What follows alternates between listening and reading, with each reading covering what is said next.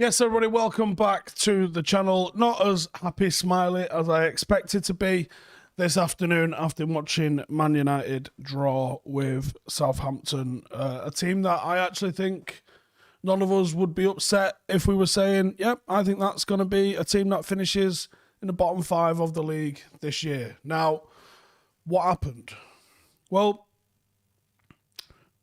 Southampton are an extremely energetic side. I think we saw more of Leeds in the Southampton team than we saw against Leeds last week. Going into the Leeds game, I was like, this is going to be nervy. They've had a bit more of a pre-season than us. Even though that I don't think we're on the same sort of level, I thought Leeds' tempo and energy would cause us more problems.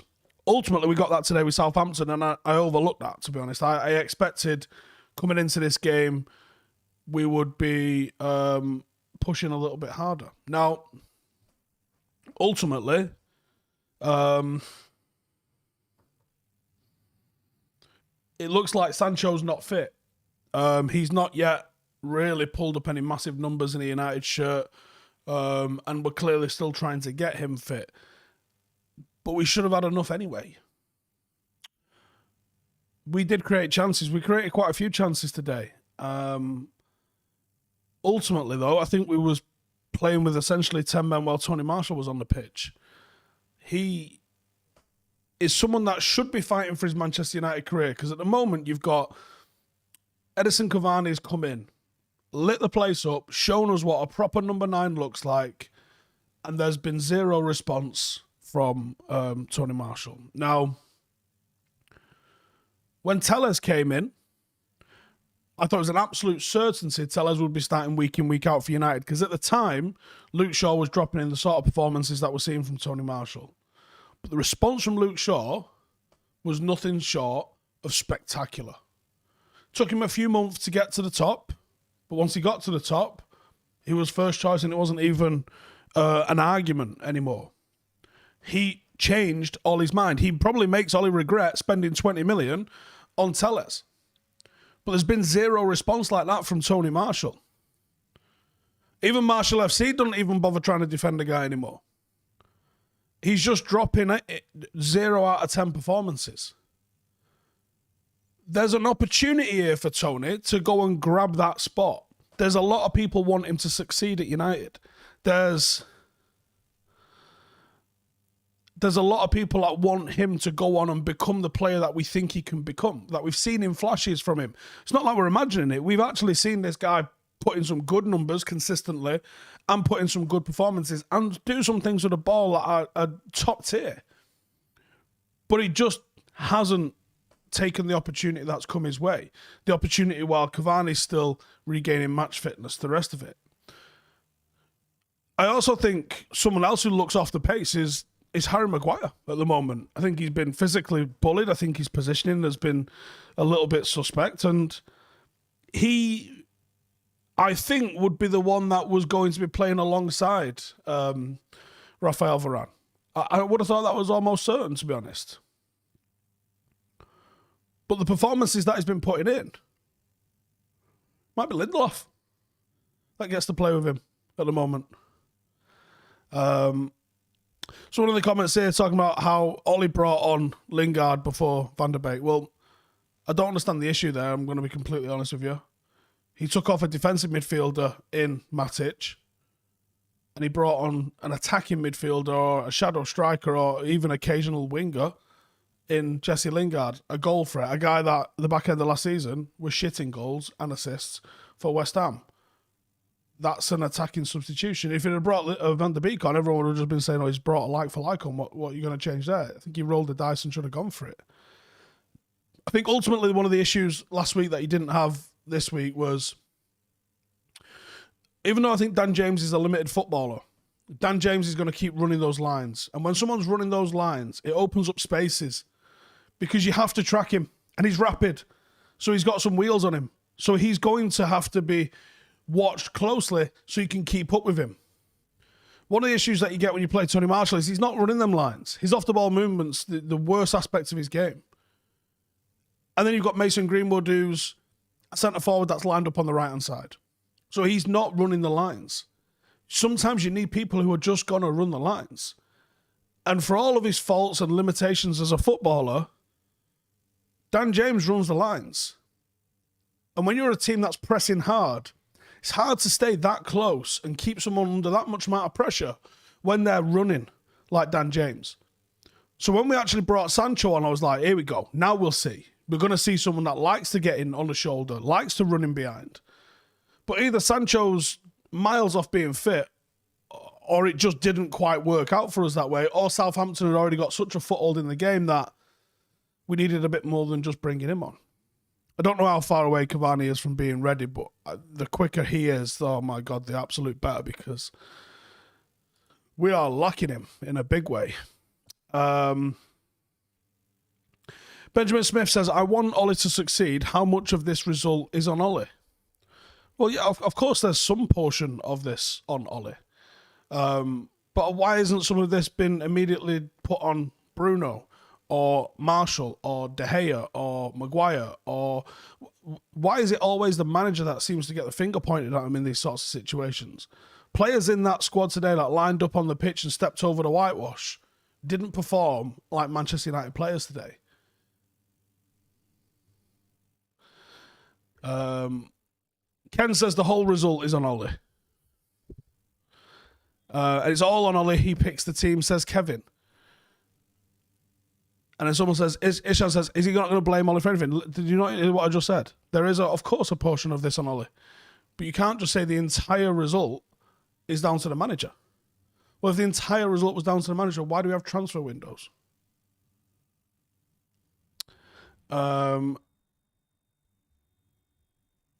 Do I actually think we'll get a DM or not? No, I don't. H says the second half was one of the worst I've seen from a United team. Yeah, for a United team that actually second half a lot last year really started to kick into gear and start to flatten teams. I completely agree. It was disappointing not to see that United. There's a few group chats I'm in, and some people talking about tempo, and some people are talking about what was he saying? Let me just pull it up. Some people are just saying it was shit. Some people saying that they need a bollocking in the dressing room. I thought United lacked quality more than anything else. When I had a quick look at the final figures in terms of pass completion and stuff like that. Now, normally your centre halves are extremely high in pass completion, and there's a little bit of cheating in that because they're passing it to each other most of the time. And they're racking up passes, completed passes, just by passing to each other. And sometimes you recycle possession. You go up to your six, you go back to you. You'll go out to your centre half. You'll take it back off your centre half. You'll give it your left back. You'll take it back off the left back. We'll go back up to the six again. And you see some people sort of keeping hold of the ball in a certain sense like that. Now, the problem is that's all well and good. The problem United have got, and the major function that United have got is, especially when you come against a team that presses, you have to have quality players.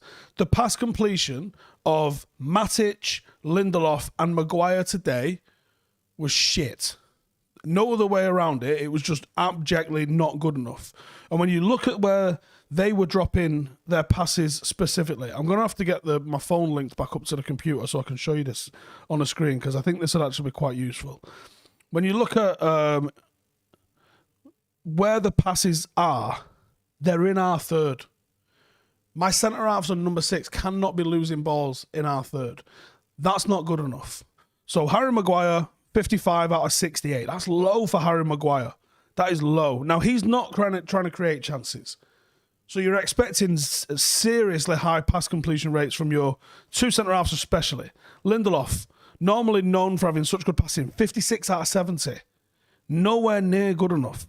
And again, when you start to see where those were dropped, they were mostly any time he tried to play it forward. And the reason he's not getting them when he's training it forward is because he's either passing into players that are being pressed, about to be pressed, or then there's not enough movement ahead of him in the midfield. And Matic, someone that's actually generally very reliable, 54 out of 70 from him. Now, he had a couple where he put it into the channel up on the left-hand side, but even some of his sideways passes, this is a freebie. I'm going to pass it him, and he's probably going to pass it back to me. Bosh, one pass each. He's missed some of them. They've been intercepted. Or they've just been terrible, and we've ended up with them off the ball. And he's done 3 of those in our third in a central area of the pitch. That is borderline unforgivable. This is where, when I'm talking about the quality today, you can blame the manager for some of his lineup, and I would on a certain one. Tony Marshall, but I understand for the amount of press Tony Marshall gets, you expect he would be banging 25, 30 goals a season in. Tony Marshall and Greenwood, knowing it's a team that press, you're going to want people that are maybe on the shoulder as an outlet. I could understand that was maybe not the right choice. But if, I don't know what's going on with James, but if Sancho's not match fit, that limits you a little bit. Clearly, Varane's not match fit. He didn't even bring him on. You got to look to your fullbacks to be able to chip him in midfield. There's your 4 outlets from your 2 central defenders. Were they in the right position? Can we trust Wan-Bissaka? If I'm an opposition manager, I'm gonna have Wan-Bissaka as a trigger press. I'm gonna allow you to be moving around. I'm gonna maybe mark to the right, so you can't really come back across to your left. And I'm gonna almost like leave Wan-Bissaka open. And as soon as they look to shape up to pass it, I'm gonna press him because Wan-Bissaka's touch ain't the best, and he's likely to give me the ball back. And I thought that was the major thing for me there was players that we should expect better from dropping the ball and sometimes literally just passing it to the opposition far too much. Pass completion rates, possession numbers, they ultimately don't mean anything in isolation. When you drill down into what happened today, Southampton noticed that Manchester United are notoriously shit at playing out from the back. And they made a massive effort to press us and to lead us down blind alleys. And they won the ball high up the pitch. And because they won the ball high up the pitch, they converted that into chances. More chances than a team of Southampton's quality should have been allowed to have. And that wasn't a lot. But they're really not good enough to be having the chances. I mean, they had a couple. Adam Armstrong, who we identified in the pre-match, is going to be someone that could be a threat. Probably should have scored the opportunity that he had. It's just extremely disappointing because there's an opportunity here for Manchester United to rack some points up. We've got a pretty straightforward introduction to the league this year. And the minute you drop points, you're already playing catch-up. Someone here says, unacceptable, calm down, you're fueling these idiots. Which idiots?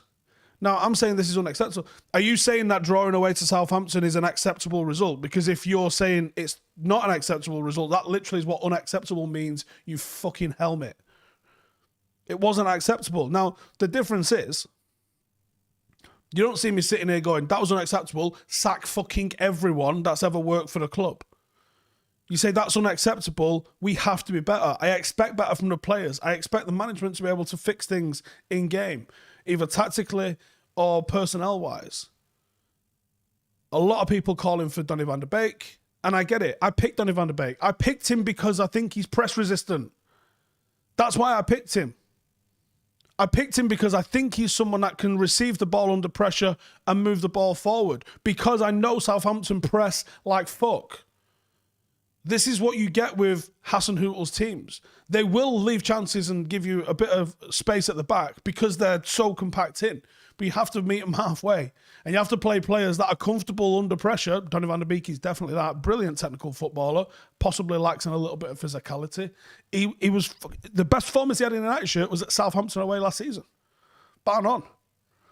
I'm like, yeah, let's roll with that again. And then I think you have to have people that are going to run the line. You got no Marcus Rashford. Right, okay. Who else runs the line for us? You got Dan James. And ultimately, Dan James isn't the one that's going to do this. I opted for Sancho thinking he was match fit. Clearly he's not match fit, or I think he starts. Foxtrot says, How's Ollie going to fix the midfield when we don't have a DM? Matic is finished and Fred and McTominay are useless. I think Fred and McTominay are great squad players, but you do need someone that comes in of the level of Varane and Sancho, Cavani, Bruno, and owns that sort of spot. Someone that is going to be able to take the ball under pressure.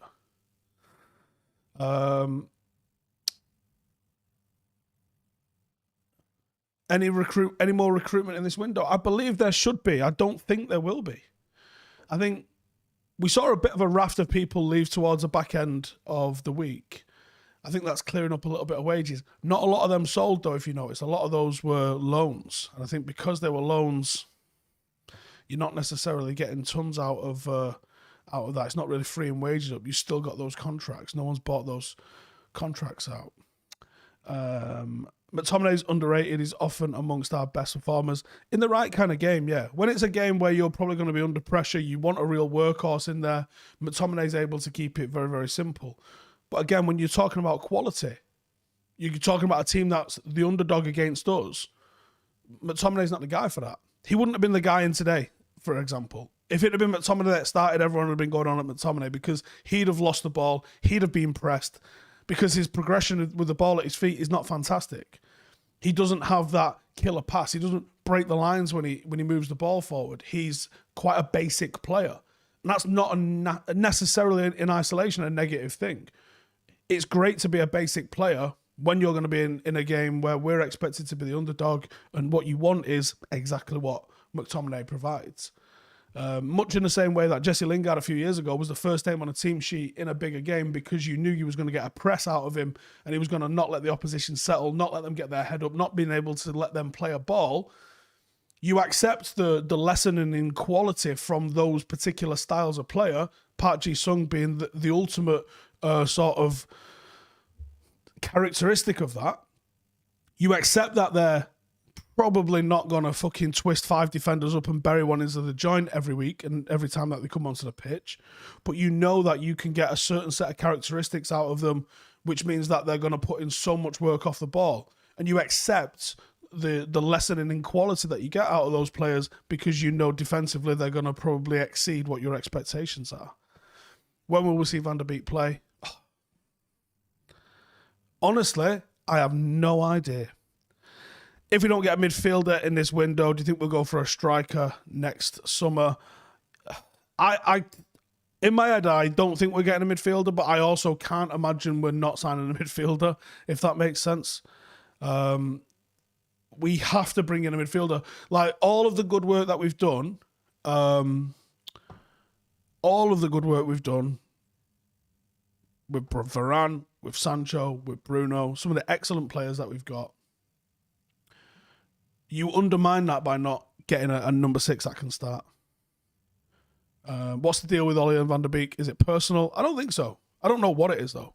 I've never heard that they dislike each other in training. I have no idea. Is there anything with the Neves talk? Not that I'm aware of. Wave says, no leadership. Where was Maguire? I thought Maguire had a poor game today. I genuinely do. I thought he was not error prone, but like not the usual solid self that he is. And Ross in the comments there says Pogba was probably our best player today. Do you know what? I do have Pogba on my notes that I did want to mention, and I did want to talk about him because I agree with you. I think Paul Pogba today was brilliant. Maybe not on the ball anywhere near as much as you like, but I also don't think United had... No, we did have a lot of the ball. We ended up having a majority of possession, but we didn't get him on the ball in the right areas. Steve, we need Conte or Zidane. Zidane? Really? Go and look at what Zidane did with the team he had. Look at the team that he had before thinking about anything else. Conte, I think, is a great tactical manager, but is he right for United? No. You'll have the fans pulling their hair out. Like, I can't... What's my opinion on the Southampton goal? Was it supposed to stand? This is an interesting one. I don't know how it wasn't a foul against Bruno. So therefore, I don't know how you allow that to stand. Surely VAR goes back and looks at that. I don't understand how you've not given that as a foul. You can't go through the back of people like that. Yeah, 64% possession. We had the possession, but we didn't get Pogba on the ball in the right areas, I don't think. Yeah, Marshall had his opportunity and blew it. Yeah, to recap, that's kind of what I was sort of saying at the start of the show. I think he was given an opportunity here in a window where Cavani's probably not going to be available. Go and take this opportunity. Luke Shaw, when someone came in for his position, I'll give him all the credit in the world on absolutely turning around everyone's opinion of him. And he's gone and made it his position. Notch in the comments says Zola was sent off for the exact same foul on Bruno in the 94 World Cup. You know, it's a foul. Unless someone tells me the rules have changed and you can suddenly start rolling through the back of people. I don't know how it's not a foul, to be honest with you. Really thought it was a foul. Yeah. I would love to sit here and say, don't worry about it, we're going to sign a defensive midfielder. I don't think we are. I think they've almost gone and give us a couple of shiny things in Varane and Sancho. Very, very shiny things. But ultimately, the engine room is the midfield. And if your engine room ain't working, you can have all the fucking tinted windows and shiny alloys if you want. But if you don't fucking go anywhere, then you ain't going to win anything. And for people to say, oh, do you think we can win something with Ollie? Absolutely, yeah. We've gone on some incredible runs with Ollie. We've just equalled that Arsenal team record. The team that won a league for the last time in 2004. By all accounts, they're this fucking absolute wankfest team. We've just equalled the record of them. So I absolutely do see us being able to win things with Ollie. The issue, I think, is when it comes down to games that you've got to win. I think Roy Keane has touched on this a little bit. When you come up and play against teams that you're supposed to win, this is a big thing from the players. You're not expecting a ton of managerial input in these games. The manager earns his crust in the big games, doing something a little bit unexpected, making sure the players are motivated for it and stuff. And that's still the case for when you play a smaller team, but it's a lot on the players. It's the players that take their eye off the ball very often in the smaller games.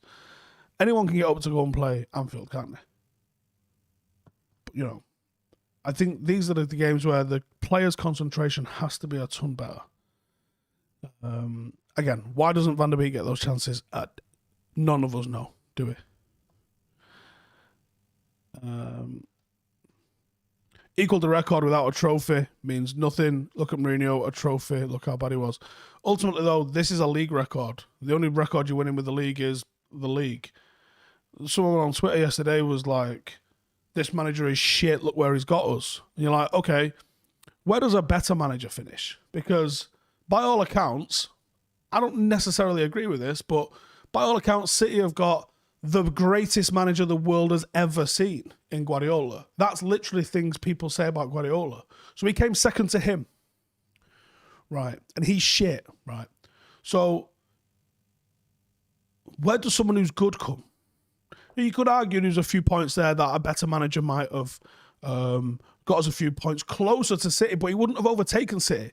This is the most expensively assembled squad in the history of football, with supposedly the greatest manager in the history of football. Of course, they are going to win things. So, what is Ollie supposed to do? Do I think he's as good as Fergie? No, I don't. I don't necessarily know who is a better fit for Manchester United.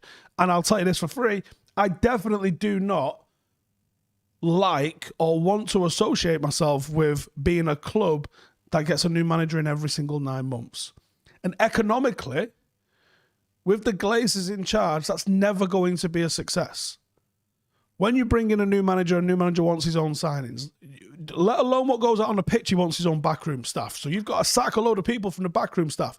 Chelsea has spent somewhere in the region of 80 to 100 million on firing managers. Wouldn't you rather have that 100 million being out on the pitch, especially when the club's absolutely crippled by debt repayments?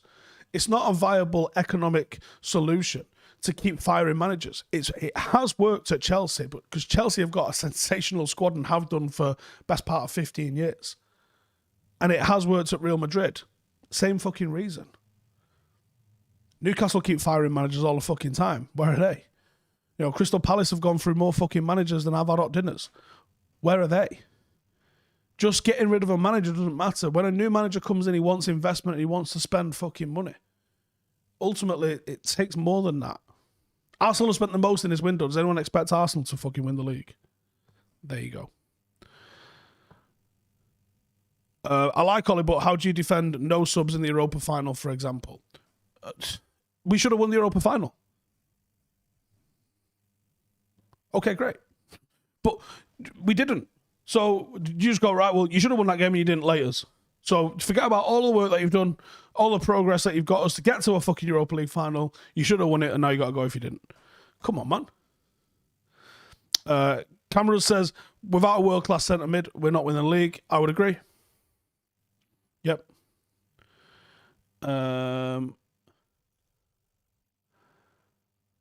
What do I think about Ollie doing late substitutions and not being aggressive to win?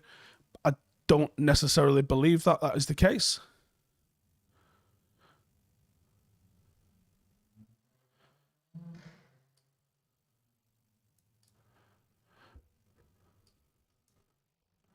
Why can't we sell our sell-by-date players? The fact Phil Jones is still at Manchester United is bonkers to me. It's honestly wild.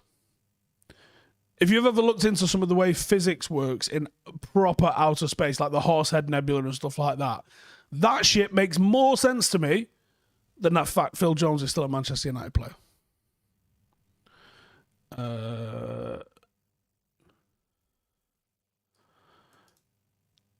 Alif says, don't care what other managers are doing, Ollie in, but why the hate with Van der Beek? Honestly, I have no idea. No idea. Yeah. Fabianski says, let's be real, Ollie should never be United coach. He was literally given the job on the back of a record-breaking run of wins. How can you say he should never have been it? Reety. Anyway, that's me. 5 Things will be out tomorrow morning. Cheers for tuning in. If you would like to see how Paddock got on yesterday, it was our opening game of our league season in the Lancashire and Cheshire Prem. We drew 3-3. We have said goodbye to Ronaldo and Nosa. This is their last games. If you would like to go check those out over on Stretford Paddock FC, then check them out over on Stretford Paddock FC, I guess. Cheers for tuning in. Like the video. Subscribe if you're new. And I'll be back with 5 Things in the morning. Laters.